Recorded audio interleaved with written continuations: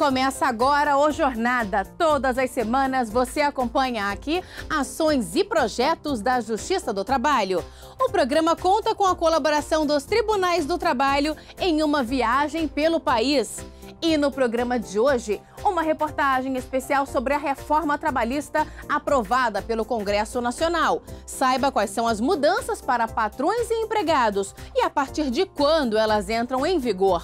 No quadro Direitos e Deveres, as dúvidas trabalhistas da passadeira que trabalha em lavanderia e do dono do negócio vão ser respondidas por um juiz do TRT da 14ª Região, que abrange os estados de Rondônia e Acre. Em João Pessoa, vamos conhecer um programa de gestão administrativa e judiciária desenvolvido pelo TRT da Paraíba, que contribui para o planejamento do tribunal, além de ajudar na economia dos gastos internos do regional paraibano. E no Meu Trabalho é uma Arte, vamos conhecer uma designer baiana que utiliza a cultura afro-brasileira para produzir roupas que fazem sucesso no Brasil e no exterior. Eu estou falando de Goia Lopes. Tudo isso e muito mais, o Jornada está no ar.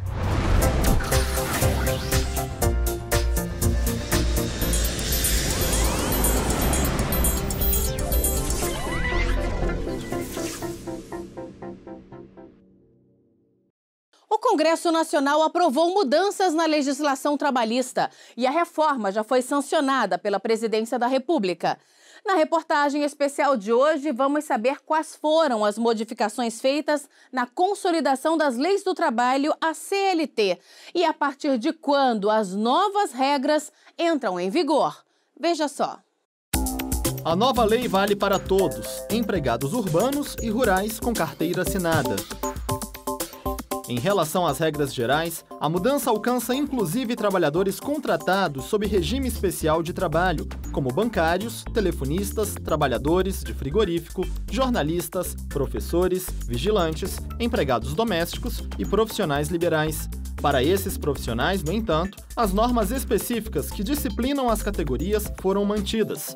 Dentre os pontos da consolidação das leis do trabalho que foram atualizados pela reforma, estão dispositivos que alteram critérios para a concessão de férias, definem regras para a negociação coletiva, acabam com determinadas modalidades de jornada e regulamentam outras. Estudantes e empregados menores de 18 anos ainda têm o direito de coincidir o período de descanso com as férias escolares. Já os demais trabalhadores, que só podiam dividir em 2 períodos os 30 dias aos quais têm direito por ano, agora poderão parcelar as férias mediante negociação.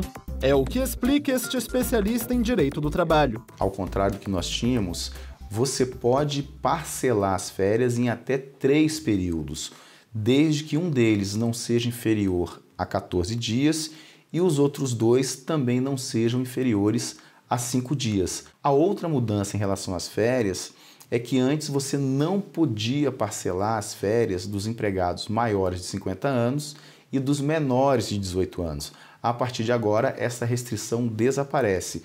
Tanto os empregados maiores de 50 quanto os menores de 18 anos poderão ter suas férias parceladas, inclusive nessa nova modalidade de 3 vezes. Além de maior flexibilidade no parcelamento das férias, o empregado poderá, se previsto em contrato, trabalhar de casa, sem o controle direto de jornada e de intervalos. Tiago viveu essa experiência durante 1 ano e meio, depois que se mudou de São Paulo para Brasília e manteve o vínculo com a empresa, onde atuava nas áreas de design e direção de arte. Pelo menos uma vez por dia eu falava com a minha diretora de criação.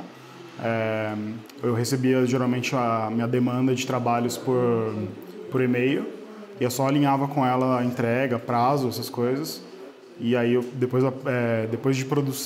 da produção eu reenviava para eles, verem se estava tudo ok. E pelo menos uma vez por dia a gente fazia esse processo.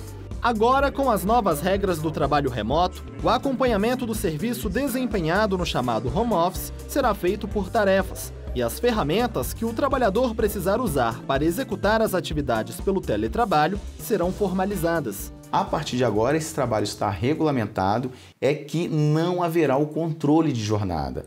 Ou seja, quem for contratado pela modalidade de teletrabalho não terá direito a horas extras, porque não haverá o controle de jornada desse empregado. Outra novidade destacada pelo especialista em direito do trabalho é a regulamentação do trabalho intermitente. Se você se utilizar de empregado durante 2 dias, durante uma semana, 1 dia na outra, 3 dias na outra e 1 dia na quarta semana, você vai remunerar por essas horas trabalhadas e não estará afastada a relação de emprego. É uma nova modalidade de contratação que nós não tínhamos vivenciado ainda no direito do trabalho. É mais ou menos desse jeito que o Marcos trabalha há 10 anos. O garçom que presta serviço para 2 bufês tradicionais da capital federal prefere ter mais liberdade de escolher o dia que vai trabalhar. Às vezes o maître, que é o maître do buffet, que é o que faz o contato com a gente, ele liga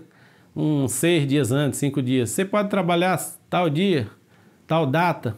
Aí às vezes você já tem um compromisso numa residência ou em outro buffet, você fala, não, eu não posso porque eu já tenho um compromisso. O profissional contratado nessa modalidade deverá ser convocado com no mínimo 3 dias de antecedência e terá 48 horas para recusar o chamado. O pagamento deverá ser feito por hora trabalhada ou diária, mas não poderá ser inferior ao valor hora correspondente ao salário mínimo, nem à remuneração dos demais empregados que exerçam a mesma função. A nova legislação também acabou com a chamada jornada in itinere. Até então, para os trabalhadores das empresas localizadas em área de difícil acesso ou não atendidas por transporte público, o tempo de deslocamento na condução oferecida pelo empregador para ir e voltar do trabalho era computado como tempo à disposição do empregador. Ou seja, o deslocamento trabalho-casa, casa-trabalho não será mais computado como jornada, ainda que o empregador forneça o transporte e ainda que seja um local de difícil acesso ou não servido por transporte público regular. Em relação à negociação de condições de trabalho entre patrões e empregados, a nova norma estabelece que o que as categorias e as empresas ou sindicatos patronais acordarem vai prevalecer sobre a legislação trabalhista. A Lei 13.467 de 2017 elenca os direitos que poderão ser negociados por intermédio de acordo e convenção. Dentre eles estão os que dizem respeito à jornada, intervalos e parcelas que integram a remuneração dos trabalhadores, como gorjetas, prêmios e gratificações. O texto também dispõe sobre matérias que não poderão ser negociadas. Proíbe, portanto, a discussão sobre licenças, duração de férias, normas de segurança e saúde do trabalho. O que foi excepcionado são matérias de ordem pública que, direta ou indiretamente, estão tratados na Constituição.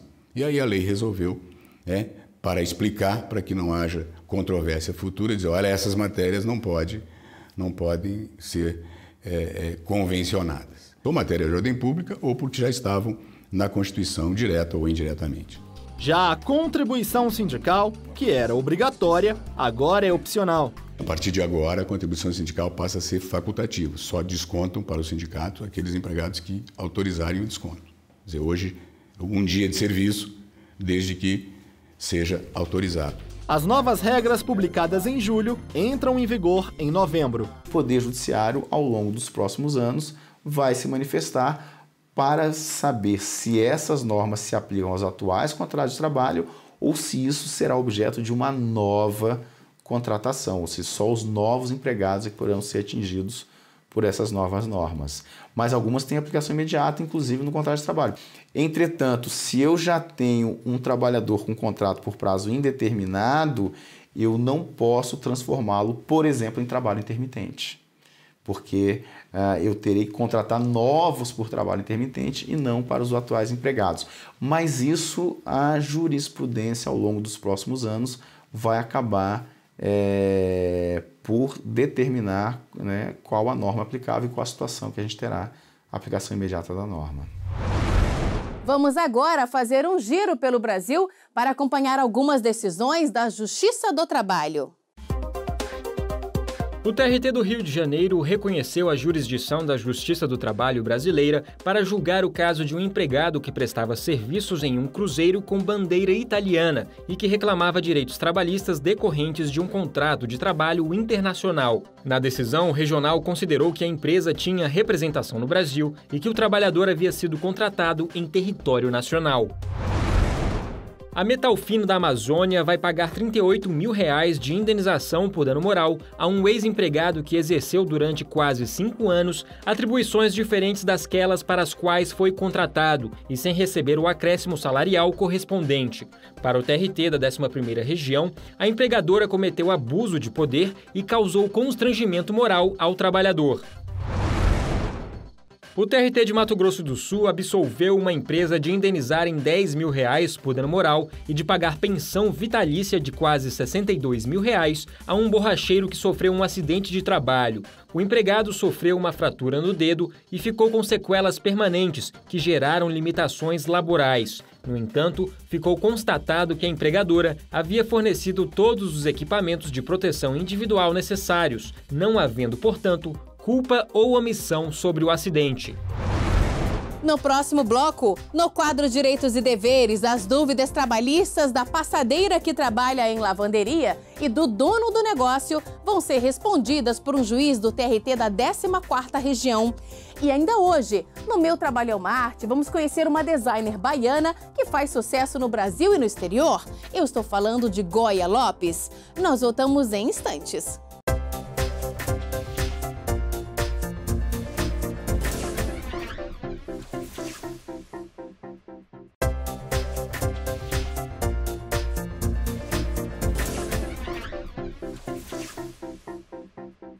Vamos saber mais sobre a atuação da Justiça do Trabalho? Chegou a hora do JT em ação. O Corregedor-Geral da Justiça do Trabalho, o ministro Renato de Lacerda Paiva, realizou correição ordinária no TRT do Rio Grande do Sul. Durante a semana, o ministro participou de audiências abertas ao público, visitou a Escola Judicial, o Centro de Conciliação e o Foro Trabalhista de Porto Alegre. O TRT de Mato Grosso realizou palestras sobre segurança no trabalho para 45 trabalhadores que atuam no canteiro de obras da construção do Parque Chapada da Costa. Esta é a 13ª edição do evento, que tem percorrido as principais obras de Cuiabá para conscientizar patrões e empregados sobre os riscos de acidentes laborais.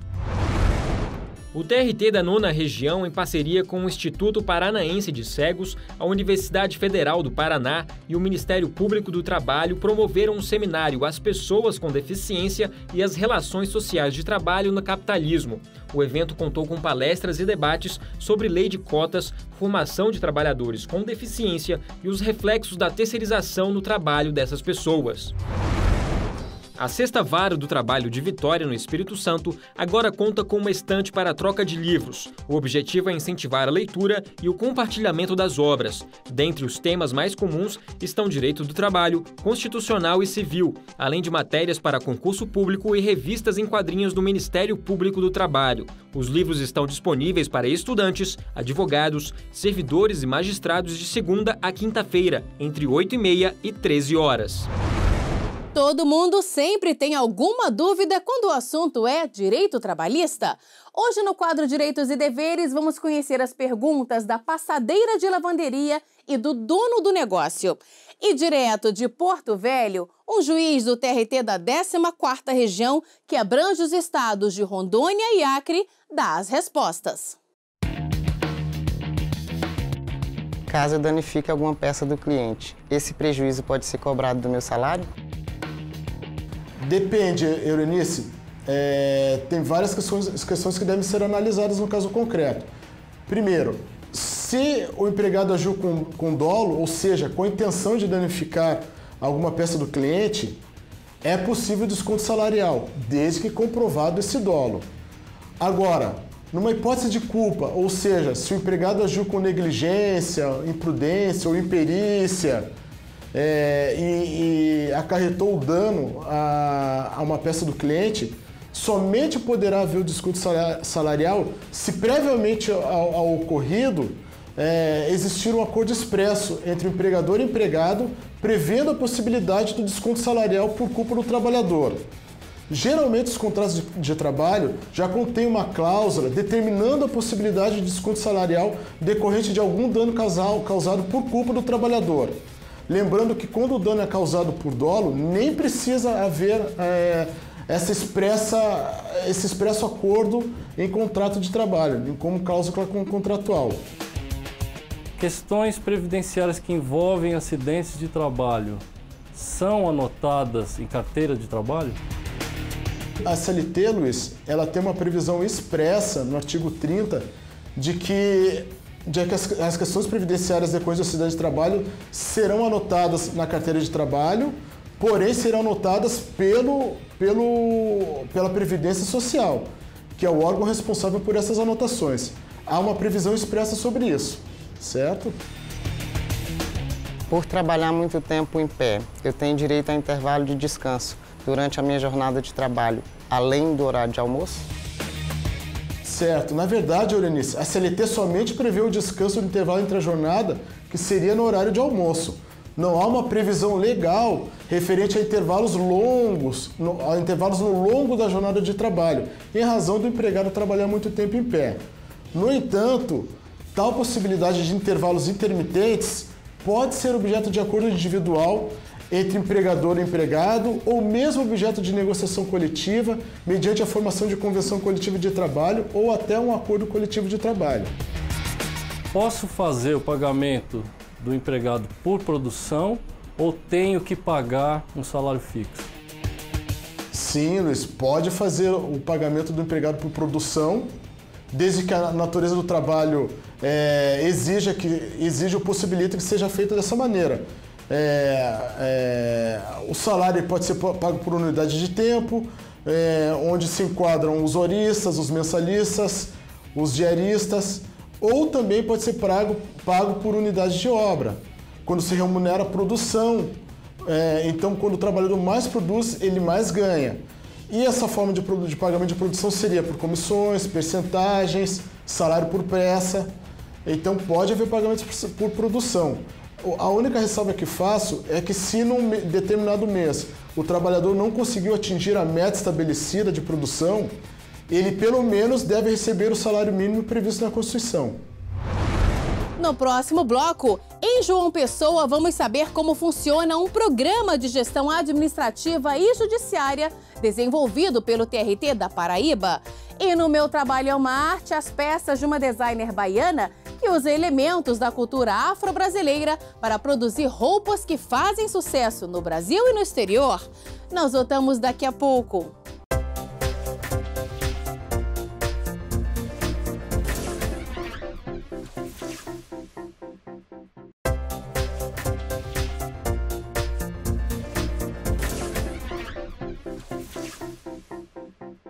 Você vai conhecer agora uma ferramenta criada pelo TRT da Paraíba. É o Sistema Horus, um programa de gestão administrativa e judiciária que contribui para o planejamento do Tribunal Regional do Trabalho paraibano, além de ajudar na economia dos gastos internos do TRT. Nossa equipe foi a João Pessoa e conta agora essa novidade pra gente na reportagem de Anderson Conrado. Horus, da mitologia egípcia, o olho que tudo vê, o que está presente em todos os lugares, a qualquer hora. É esse o nome da ferramenta eletrônica de gestão administrativa e judiciária do TRT-13 na Paraíba. Uma ideia inovadora e pioneira, que oferece informações consolidadas de maneira inteligente sobre gastos nas varas trabalhistas e no tribunal. O sistema desenvolvido pela Coordenação de Estatística da Assessoria de Gestão Estratégica do Tribunal Regional do Trabalho da Paraíba, o Horus, é utilizado para acompanhar as metas nacionais do Poder Judiciário com relação ao planejamento estratégico da Justiça do Trabalho, além de controlar o consumo de energia dos prédios das varas e do Tribunal Regional e de água, telefone e combustível. Tudo isso de forma simples e didática. Todo organograma institucional do TRT-13 tem dentro do Horus dado importante para que seja acompanhado diariamente e para que seja feita gestão e melhorar os seus indicadores. Além de melhorar a questão da gestão de gastos aqui no Tribunal Regional do Trabalho da Paraíba, o Sistema Horus serve também para dar mais celeridade e transparência na tramitação de processos trabalhistas. Isso acontece porque os gestores do tribunal e das varas têm acesso à tramitação de todos os processos em tempo real, o que otimiza o trabalho por aqui. No caso de processo, diariamente a gente faz essa coleta de informações para apresentar aos nossos usuários. Então, ações que ele produz hoje, que ele faz hoje, tem reflexo amanhã. Antes era mais demorado, porque você tinha que coletar informação, preparar essa informação para mandar. Hoje, com horas, instantaneamente, a gente tem essa informação e pode fornecer ao público que solicita. O novo sistema, que está em uso desde julho de 2015, vem dando tão certo que até agora outros 2 tribunais regionais do trabalho, por meio de termo de cessão de uso, aderiram à ferramenta. São eles: o TRT da 21ª Região no Rio Grande do Norte e o TRT da 8ª Região, que abrange os estados do Pará e Amapá. Isso sem falar nas demandas de outros tribunais trabalhistas do país. É uma ideia que a gente teve que está apta a exportar aos outros regionais. O local, Pelourinho, a inspiração, cultura afro-brasileira, o destino, Brasil e exterior. Eu estou falando das peças criadas pela designer Goya Lopes. A artista baiana cria estampas que se diferenciam pelas cores vivas e pela exclusividade dos desenhos, que sempre são lançados em edições limitadas. Vamos até Salvador conferir tudo isso no quadro Meu Trabalho é uma Arte de hoje.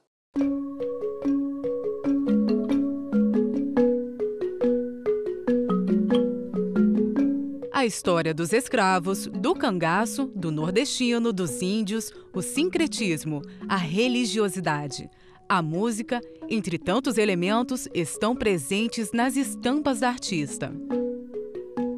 As minhas estampas contam toda a nossa história, conta a nossa luta, conta todas as raízes, toda a nossa afrodescendência. Eu me digo que eu sou uma contadora de histórias pelas estamparias e depois é que vem a questão do modelo.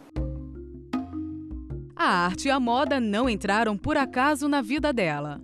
Me formei em artes plásticas pela UFBA e depois eu consegui uma bolsa de estudo para estudar na Itália de design. Então, eu fui para a Itália como artista plástica, fazendo a profissão do futuro, porque isso era mais ou menos em 77, onde ninguém falava de design. As inspirações de Goya vêm de suas vivências e pesquisas. É exatamente do dia a dia. Quando eu percebo alguma coisa, tem várias histórias. Eu tenho uma história que eu recebi um livro, aí depois outra pessoa me deu outro livro, e depois uma pessoa falou, eu juntei.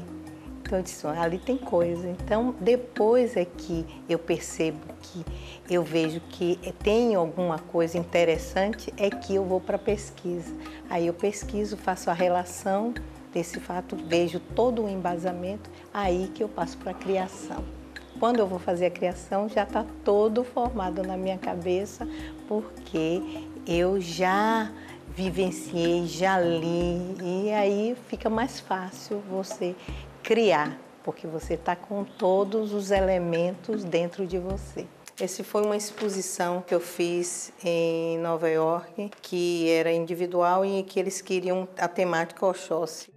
Goya se orgulha de ver e vestir uma geração empoderada. O meu trabalho foi uma maneira de empoderar a minha cultura por meio de uma coisa do cotidiano.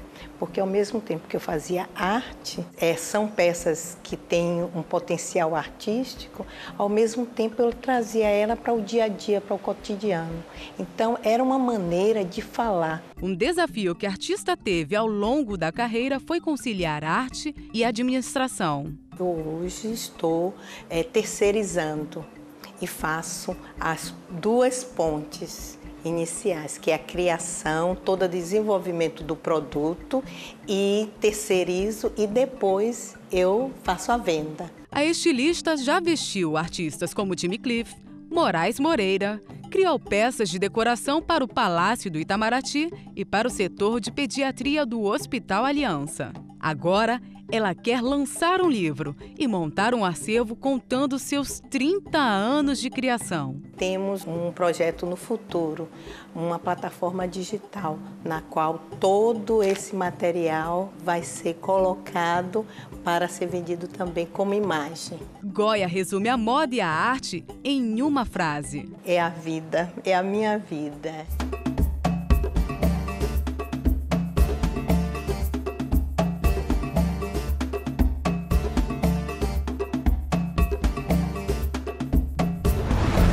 O Jornada termina aqui. No próximo programa voltamos a nos encontrar. Muito obrigada pela companhia e até lá!